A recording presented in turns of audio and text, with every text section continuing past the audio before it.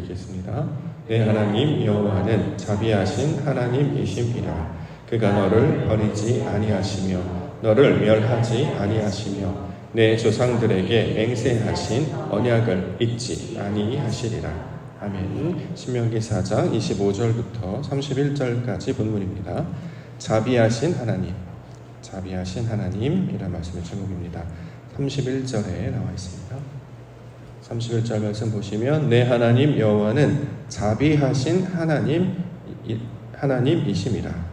그가 너를 버리지 아니하시며 너를 멸하지 아니하시며 내 조상들에게 맹세하신 언약을 잊지 아니하시리라. 자, 이렇게 증거하고 있습니다. 자, 하나님에 대해서 우리가 계속해서 가르치고 배우고 있는데요. 자, 하나님 어떤 분이시냐? 오늘 본문에서는 우리 여호와 하나님은 자비하신 분이시다. 자비하신 하나님이시다. 자, 이렇게 가르치고 있습니다. 자비, 무슨 뜻이냐면 이제 부모가 아이에게 갖는 마음이라고 보통 번역을 합니다. 사랑하고 가엾게 여기는 마음. 이걸 이제 다른 말로 긍휼이라고 이야기하고 불쌍히 여기다라는 말로 번역하기도 합니다. 시편 103편 13절에 보면 아버지가 자식을 긍휼히 여김같이 여호와께서는 자기를 경외하는 자를 긍휼히 여기시나니 이는 그가 우리의 체질을 아시며 우리가 단지 먼지뿐임을 기억하심이로다. 자, 아버지가 자식을 긍휼히 여김같이, 자, 긍휼히 여기는 것을 성경에서는 자비, 라훔, 라함, 라햄, 모음은 조금씩 다릅니다만 자음은 똑같기 때문에 같은 의미로 우리가 이해할 수 있습니다. 우리 하나님이 우리를 그렇게 여기신다라는 거죠. 자비라고 하는 것은 바로 그런 것입니다. 어떤 신적인 존재, 저쪽에 있는 존재, 동정하거나 단순히 가볍게 여기는 정도가 아니라 아버지가 자식을 불쌍히 여김같이, 실제로 그 단어의 어근을 찾아보면 이제 어머니의 뱃속이라는 뜻을 가지고 있어서 이제 아이에게 대해서 느껴지는 그 모성애, 우리가 그렇게 번역하기도 하는데 이것을 이제 자비다 이렇게 이야기하고 있습니다. 우리 하나님은 자비하신 하나님이시다. 우리 하나님은 긍휼하신 하나님이시다. 우리 하나님은 우리 백성들을 불쌍히 여기시는 분이시다. 이렇게 이야기합니다. 그래서 하나님의 속성이 바로 이 자비, 긍휼, 불쌍히 여기시기 때문에 하나님은 소위 말해서 우리가 힘들어하는 걸 견디지 못하시죠. 자식이 아파하는 것, 자식이 부르짖는 것, 자식이 눈물 흘린 거를 그냥 두고 보고 있지 못합니다. 가만히 울어, 그래 힘들지만 네가 견뎌내야 돼, 네가 극복해야 돼, 이렇게 하지 못하신다는 거예요. 그래서 항상 달려오시고 함께 하시고 우리를 인도해 주시는 분이시다. 아이가 막 우는데 가만히 있으면 엄마가 아니겠죠. 엄마는 아이가 울면 고개를 돌아볼 뻔하면 어디선가 나타납니다. 아이가 어려움에 처할 것 같으면 어디선가 나타나는, 폭삭 속았수다에 보면 그 금명이 어려움을 당할 때 어디선가 나타나는 그 어머니 어떻게 알았을까 놀랍기도 하고, 또 아이가 부르짖고 울면 어디선가 달려오는 그 아빠처럼 그런 걸 보면서 그런 존재를 하나님께서 이제 부모님으로 우리가 체험할 수 있도록 보여주셨는데, 우리가 그런 부모님을 만날 수 있다는 건 엄청난 은혜이고, 그를 통해서 하나님이 이런 분이시구나라는 것을 이제 경험하게 됩니다. 성경에서는 이제 그러한 분이 하나님이시다. 이 자비는 결국 하나님의 속성이다. 많은 분들이 이 모습을 닮아서 그렇게 다른 사람을 사랑하고 특히 자녀를 사랑하고, 더 나아가 자녀가 아닌데도, 혈족이 아닌데도 불구하고 더 나아가 은혜를 베풀고 자비를 베푸는 그 지경까지 나아가는 것이 이제 저와 여러분들을 부르시는 하나님의 사람으로 만드시는 목적이 될 것입니다. 자, 이런 자비하신 하나님을 오늘 성경 본문에서는 뭐라고 설명하냐면 세 가지로 그 다음 이어서 설명하는데요. 31절 다시 보시면 그가 너를 버리지 아니하시며, 첫 번째, 두 번째는 너를 멸하지 아니하시며, 세 번째, 내 조상들에게 맹세하신 언약을 잊지 아니하신다. 성경의 구절들이 이렇게 쭉 펼쳐서 나오면 성경의 구절들은 앞에 있는 내용을 계속 설명하는 부연 내용으로 이야기하고 있기 때문에 구절을 이해하실 때 어떤 개념을 딱 선포하고 이 개념이 뭔지를 연속적으로 이제 우리 풀어서 설명하고 있습니다. 따라서 다음에 나오는 구절이 바로 자비가 무엇인지를 설명하는 본문으로 우리가 이해할 수 있을 것입니다. 자, 버리지 아니하시며, 버리다, 놓치는 것을 가리키는 말이죠. 놓치다 또는 손을 떼다. 우리말로 하면 이제 손잡고 있다가 이렇게 탁 놓는 거, 아니면 이렇게 내버려 두는 거, 이걸 이제 버리다의 개념으로 손에서 이제 떠나가는 과정을 이제 버리다.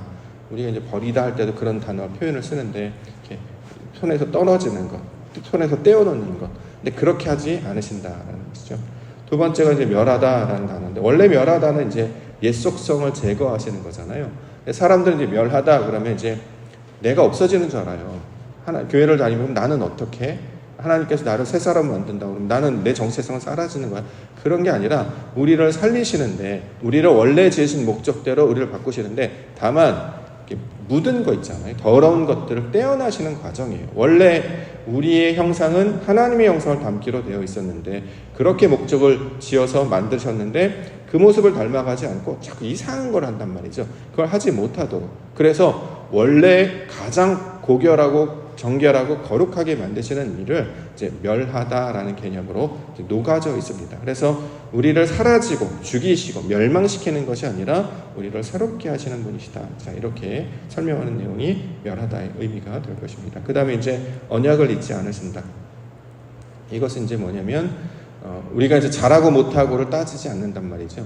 예를 들어서 10계명, 10계명, 10가지 말씀을 주셨다면 어디 한번 잘하나 보자. 잘했네, 상 주고, 못했네, 벌 받고. 이게 아니에요. 하나님께서 잘하나 못하나에 따라서 평가하시거나 거기에 대해서 뭘 할까 말까 하시는 것이 아니라 원래 뭐 하기로 설명을 했죠.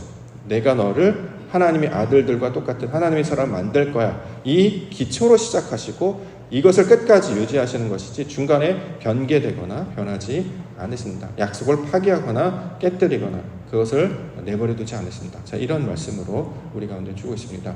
우리도 그렇지 않습니까? 신앙생활 컨디션이 좋을 때는 잘하지만 매번 또 잘하는 것 같지도 않아요. 이렇게 마음이 확 떨어질 때도 있고 컨디션이 안 좋을 때도 있고 왜인지는 모르겠습니다만 마음이 이렇게 오르락내리락 할 때도 있단 말이죠. 뜨겁게 열정적으로 신앙하는 것 같다가도 또 어떨 때는 또 그냥 그런가 보다 할 때도 있단 말이죠. 그럴 때 관계에서도 만약에 상대가 그런 태도와 모습을 보인다면 약간 서운하지 않겠습니까? 왜 이러지? 이렇게 하는 것처럼. 그런데 하나님은 그런 거에 상관하지 않으시고 원래 약속하신 바대로 우리가 이제 결혼식으로 맨날 예를 드는데 검은 물이 파벌이 되도록 최선을 다하시고 자기를 내어주시기까지 끝까지 사랑하시되 모든 것들을 내어바치신 하나님, 그것이 바로 이 언약의 하나님, 맹세한 것을 잊지 아니하는 분이시다. 자, 맹세하는 바를 잊지 아니하신다는 것은 언제든지 최선을 다하시는 것이 하나님의 특징이자 속성이기도 합니다. 자, 이 모든 개념이 다 포함된 단어를 한 단어로 뭐라고 하느냐, 이제 자비라는 말로 우리 가운데 설명하고 있습니다. 우리는 이제 이런 개념이 좀 익숙하기 때문에, 동양인들이나 이런 분들은 좀 익숙하기 때문에 설명을 할 때 쉽게 이제 이해를 한단 말이죠. 편하게 부모가 자식에게 갖는 긍휼히 여기는 마음 정도로 우리가 받을 수 있을 것입니다. 우리 하나님이 바로 그러한 분이시다. 그래서 서양에서의 신관 개념은 조금 두렵고 약간 무자비하죠. 강하고 굉장히 뭐랄까요, 강권적이고. 그래서 이제 신과 사람들의 개념을 이렇게 계급처럼 나누기도 하고 약간 두려운 존재로 많이 만들어서 이제 이야기를 합니다. 그래서 하나님이라는 존재 자체를 굉장히 두려운 존재로 여기는 경우가 많은데, 우리가 이 말씀을 받아서 이제 이해를 하면, 우리가 이제 말씀이 우리나라에 이제 들어와서 이런 말씀을 받으면 이해가 되는 거예요. 아, 하나님 이런 분이라는 거구나라고 이제 개념적으로 이해가 된다라는 것이죠. 특별히 자비를 경험하지 못했던 이스라엘 백성들, 왜냐하면 그들이 어디 살았습니까? 애굽에 살았었잖아요. 바로 왕 밑에서 살았기 때문에 자비가 뭔지 몰라요. 한 번도 그걸 경험해 본 적이 없기 때문에. 요즘 우리말로 하면 복지가 뭐죠? 복지가 있나요? 우리가 복지 개념이 별로 없어서 최근에 이제 이게 많이 살았잖아요. 인간으로 태어나 누려야 될 기본적인 조건이나 행복 같은 거, 이런 것들이 채워지면 삶이 여유롭고 풍요로워지는 것처럼 하나님께서는 하나님의 백성들을 지키시고 먹이시고 일비시고 돌보시는, 마치 자녀를 키우는 것 같이 모든 것들을 감당하시는 분이시다. 근데 그 근거와 내용이 무엇 때문이냐? 자비 때문이다. 긍휼 때문이다. 부모가 자식에게 갖는 그 마음 때문이다. 자, 이렇게 말씀하고 있습니다. 이 놀라우시고 자비하시고 긍휼하신 하나님을 우리가 만나야 되지 않겠습니까? 이미 많이 만나셨을 텐데 잘 기억을 못한단 말이죠. 우리가 이제 삶을 살다 보면 보통 제일 많이 말하는 게 이제 은혜죠. 은혜다. 참 은혜다. 이게 내 실력 갖고는 이게 아니었는데, 내 능력으로 안 됐는데, 내 조건은 이게 아니었는데, 그런 걸 이렇게 어떤 데 채워질 때나 경험할 때가 있습니다. 이제 이런 거를 왜 나한테 그럼 이렇게 하느냐? 어떤 분들이 이제 그렇게 이야기하는 분이 있어요. 왜 잘해주세요? 이런 얘기. 왜 나한테 잘해주세요? 왜 잘해주냐면 마음에 긍휼이 이 기본적으로 깔려 있기 때문에 그래요. 너가 잘해서, 너가 대단해서 그게 아니라 사랑이 많고 그러니까 잔이 넘치는 분이시기 때문에, 풍성하신 분이시기 때문에 무엇을 보든지 항상 그런 마음을 흘려보내기를 기뻐하신다라는 것이죠. 그 하나님을 만날 수 있을 수 있는, 그래서 그 자비와 긍휼과 사랑을, 그 은혜를 경험하실 수 있는 우리 성도님들 교회 되시기를 주의 이름으로 축원합니다. 본문의 내용 보겠습니다. 노를 일으키신다 이렇게 표현하는데요. 25절 26절. 내가 그 땅에서 아들을 낳고 손자를 얻으며 오래 살 때에 만일 스스로 부패하여 무슨 형상의 우상이든지 조각하여 내 하나님 여호와 앞에 악을 행함으로 그의 노를 일으키면 내가 오늘 천지를 불러 증거를 삼노니 너희가 요단을 건너가서 얻는 땅에서 속히 망할 것이라. 너희가 거기서 너희의 날이 길지 못하고 전멸될 것이니라. 자, 이렇게 말을 들으면 우리 하나님 무섭죠. 너 사다가 잘못하면 너 큰일 난다. 얼마나 큰일 나는지 천지를 불러 증거한다. 거기서 너 망할 거야, 전멸될 거야, 이런 말을 한단 말이죠. 그럼 와, 우리 하나님 무섭다 이런 생각이 드는데, 요거는 그렇게 하시겠다라고 하는, 정말 우리가 잘못했을 때 벌을 내리시겠다는 벌에 초점이 있는 것이 아니라 그렇게 하지 말라라는 뜻에 더 의도가 있습니다. 자, 예를 들어서 우리 몸이 건강하면 코에 먼지가 들어오면 어떻게 반응이 일어납니까? 이렇게 한다거나 재채기 확 애취하면 나타난다는 거죠.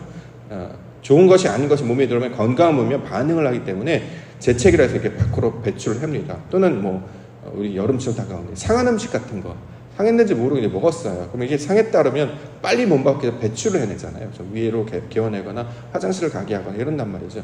그런 몸의 반응들도 보면 되게 신기하다라는 생각합니다. 자연치유가 일어나게 하시는데, 건강한 몸에 건강하지 못한 게 들어왔을 때 이렇게 빠르게 반응하여서 몸 밖으로 배출해내는 것처럼, 하나님의 사람으로 신앙 가운데 살다가 그렇지 못한 일이 벌어지면 하나님께서 노를 일으키신다 이렇게 얘기하는 거예요. 이 노를 일으키다라는 것은 화를 내거나 혼내기라는 목적이라기보다 그렇게 하나님께서 우리로 반응을 일으켜서 하나님의 뜻이 무엇인지를 알게 하신다. 그래서 사람을 보내시거나 환경을 보내시거나, 그러니까 이게 잘못된 거야 라는 것을 우리로 알게 하신다라는 의도가 본래 이 내용 가운데 펼쳐져 있습니다. 그래서 이제 성경에 보면 이제 노를 일으키다의 그 단어를 가만히 보면 입을 열다라는 뜻과 같은 단어를 사용합니다. 입을 왜 여냐면 말씀하시려고. 이 대표적인 게 산상수훈에 보면 제자들이 산 위에 올라갔을 때 예수님께서 그들을 가르치시는데 특별히 입을 열어 가르친다 이런 표현이 나온단 말이죠. 가르치려면 입을 여는 게 당연하잖아요. 입을 열지 않고 이렇게 말할 수는 없는 거죠. 근데 입을 열다라고 하는 것은 말씀으로 우리 가운데 무언가를 전달하심으로 깨우치게 하시겠다는 의도가 그 안에 포함되어 있기 때문에 우리가 건강한 몸으로 살다가도, 신앙생활을 하다가도 자칫 하나님을 잊어버리거나 또 실수하거나 연약할 때, 그때 하나님은 가만히 계시지 않는다 이런 뜻입니다. 이걸 이제 아까 말로 하면 이제 버리지 않는다 이런 뜻을 하겠죠. 손을 잡고 가다가 아이가 혼자서 막 이제 잘 가니까 이렇게 손을 딱 놔준단 말이에요. 그럼 막 하다가 나쁜 것을 만난다거나 잘못하거나 넘어진다고 해서 계속 놔두느냐? 그렇지 않잖아요. 달려와서 잡아주는 것처럼 버리지 않는다, 노를 일으킨다, 이게 같은 의도로 우리 가운데 주시는 말씀입니다. 그러니까 두려워하지 말라라는 것이고, 그러니까 하나님께서 내가 너와 함께 할 거야, 이 말씀을 계속 가르쳐주고 있다는 거죠. 내가 가는데 만약에 나한테 그런 일이 일어나면 어떡하지? 겁먹으라는 얘기가 아니라 하나님께서 그렇게 우리를 지켜주시겠다라는 말씀의 약속으로 우리가 이걸 받을 수 있을 것입니다. 자, 27절과 28절. 여호와께서 너희를 여러 민족 중에 흩으실 것이요 여호와께서 너희를 쫓아보내실 그 여러 민족 중에 너희의 남은 수가 많지 못할 것이며 너희는 거기서 사람의 손으로 만든 바 보지도 못하며 듣지도 못하며 먹지도 못하며 냄새도 맡지 못하는 목석의 신들을 섬기리라. 자, 흩으신다라는 단어를 이해하면 좋습니다. 흩으신다. 창세기 11장에 보면 이제 바벨탑 사건이 나오죠. 백성들 흩으시는 사건이 나옵니다. 왜 흩으셨느냐? 사람들이 탑을 쌓는데 탑을 쌓는 동기와 목적이 있어요. 흩어짐을 면하고 우리 이름을 지면에 내자. 사람은 흩어지는 걸 싫어해요. 본성적으로 흩어진다. 내 생각이 흩어진다고 하는 것은 이제 자기가 가지고 있는, 자기가 구축해놓은 자기성, 자기 만들어놓은 어떤 자기만의 신념, 자기가 하는 어떤 자기만 주관, 가치, 이런 것들, 내가 이렇게 세워놓은 어떤 나름대로의 어떤 생각들이 있단 말이죠. 자, 이런 것들을 내려놓으라고 하면 못해요. 흩어지는 게 싫다는 거죠. 이게 똑같습니다. 또 사람들이 이제 비슷한 생각을 갖고 있는 사람들이 이제 뭉치게 되잖아요. 근데 그걸 흩으려고 하면 그걸 이제 본성적으로 거부하게 된다라는 것입니다. 자, 그래서 이유가 뭐냐면 그 중심에 자기가 서야 된다라고 생각을 해요. 내 생각이 맞고 우리의 힘으로 하는 것이 맞다. 근데 성경은 계속해서 우리를 내려놔 자기를 부인하라고 이야기하거든요. 자기를 부인하고 뭘 따라가야 되냐면 십자가를 지고 예수를 따라가라라고 말씀을 하고 있기 때문에 하나님께서는 끊임없이 우리가 이제 이걸 요즘 우리식으로 표현을 하면 자꾸 고이려고 해요. 고인물이라고 하는 거 있잖아요. 물이 모여서 고여지는 것. 그럼 무슨 일이 벌어지냐면 썩잖아요. 그걸 못하게 한다는 거예요. 그렇게 우리의 생각이 고착되고 무언가에 계속 연합되어서 목이 굳어지거나 자꾸 무언가에 집착하려고 하거나 또는 사람들끼리 자꾸 쓸데없이 뭉치려고 하는 거예요. 이게 교회 가운데 나타나는 특징 중에 하나가 뭐냐면 이제 파당이 생기는 거.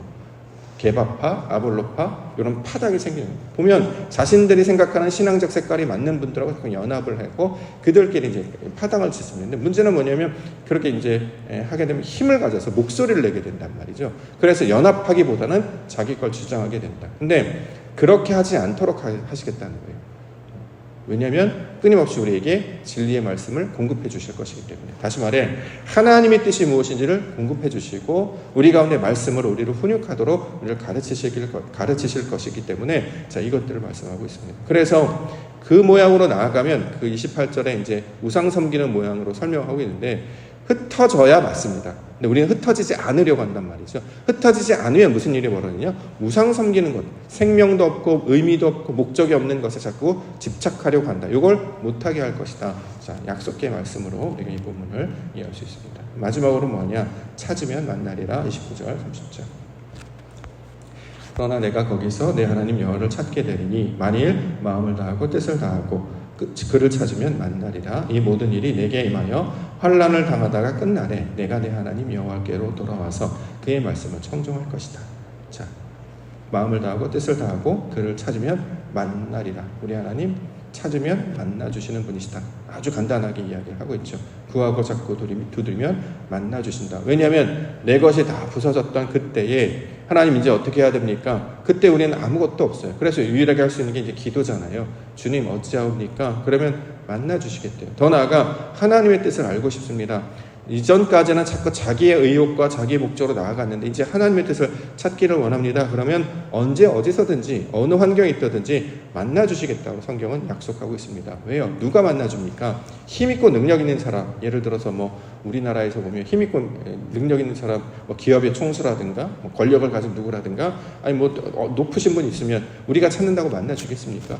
저 보고 싶은데요. 만나주실 수 있습니까? 안 찾아온단 말이죠. 근데 우리 하나님은 만나주시는 분이라고 해요. 자, 이렇게 우리 가운데 설명을 하기 때문에 우리 하나님 멀리 계신 분이 아니고 거기 계신 분이 아니고 항상 우리와 함께 계셔서 보통 저는 이제 뭐 1m 앞 정도로 생각을 합니다. 이렇게 뒤돌아보면 손이 잡힐 정도의 거리. 우리가 부르짖으면 항상 뒤에 계셨다가 우리가 부르짖으면 앞으로 오시고. 그래서 이제 애굽을 빠져나올 때 이 불기둥의 위치를 보시면 언제나 앞으로 갔다가 또 어쩔 때 뒤로 갔다가 뒤에서 뭔가 닥쳐오면 뒤로 갔다. 이렇게 하시면서 우리를 사방으로 지켜주시는 마치 불성곽을 이루는 모양을 우리 가운데 이제 모양으로 묘사로 이제 보여주시는 것인데요. 하나님께서 그렇게 하시는 이유는 뭐냐면 자비하시기 때문에. 긍휼하시기 때문에 우리를 사랑하시기 때문이다. 이렇게 이야기하고 있습니다. 그러니 그를 붙잡고 나아가야 되겠죠. 자꾸 딴 거 의지하지 말고 다른 거 이렇게 기대하지 말고 그렇대 저렇대 뭐 누가 한대 있지도 않은 그 상상 또는 어디 목석 나무에 가서 절하고 어디 가서 뭐 하고 그러지 말라는 거예요. 너의 인생 가운데 네가 하나님이 원하는 그 모양으로 나아가라. 그 대신 기억할 것은 하나님께서 우리와 함께 하실 것이고 그가 우리를 지켜주실 것이다. 왜? 부모와 같은 가장 우리를 소중하게 여기시는 하나님이시기 때문이다. 그러므로 그 자비하시는 하나님을 만날 것을 찾을 것을 구할 것을 우리 가운데 말씀하고 있는 것입니다. 그래서 마음을 다하고 뜻을 다하여 내 마음이 아니라 하나님의 마음으로 내 뜻이 아니라 하나님의 뜻으로 나아가면 그가 우리 안에 들어오셔서 함께해 주실 줄 믿습니다. 그 하나님을 만나시며 자비하신 하나님을 인생 가운데 아니 날마다 매주 경험하며 나아가시는 그 사랑받는 주의 자녀로 살아가시는 우리 성도님들과 교회 되시기를 주의 이름으로 축원합니다. 기도하겠습니다.